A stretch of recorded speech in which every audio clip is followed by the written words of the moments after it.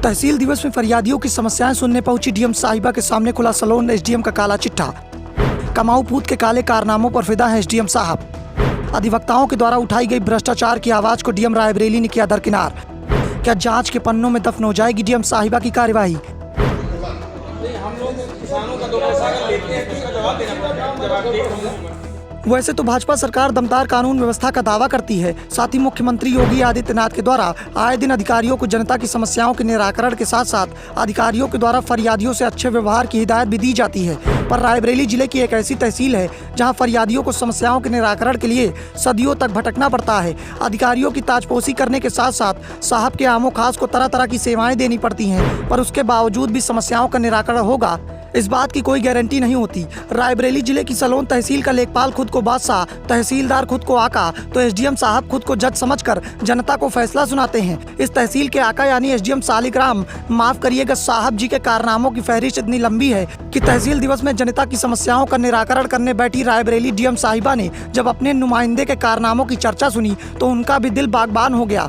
Madam साहिबा आई थी जनता की समस्याएं सुनने, पर मैडम को क्या पता था कि तहसील में जनता की समस्याओं का सबसे बड़ा कारण उनके अधीनस्थ काम कर रहे सलोन तहसील के आका यानी एसडीएम साहब ही निकल जाएंगे। पहले हम आपको सलोन तहसील की वो झलकियां दिखा देते हैं, नहीं तो साहब कार्यवाही का चाबुक हमारे ऊपर ही चला देंगे। जरा गौर से सुनिए इस बयान को। नहीं, हम लोग किसानों का 2 पैसा अगर लेते हैं तो उसका जवाब देना पड़ता है। जवाब देंगे। आप बता दें, हर एक पटल पे प्राइवेट आदमी रखे हुए हैं, उन्हीं के जरिए जो है वसूली होगी। ये तो झलकियां मात्र थी जो डीएम साहिबा के समक्ष पेश की गई। अब जरा गौर से इन गंभीर आरोपों को भी सुन लीजिए, जिनको सुनने के बाद आपको भी लगेगा कि वाकई में सलोन की तहसील की एक एक ईंट भ्रष्टाचार में किस तरह से लिप्त है।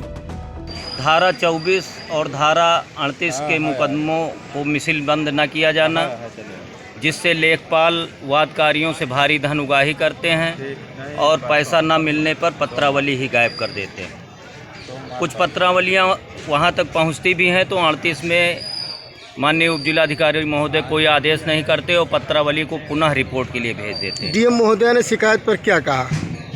उन्होंने आश्वासन दिया है कि हम शीघ्र ही समस्या का निराकरण करेंगे। इस अवसर पर स्थानीय उपजिलाधिकारी ने क्या कहा?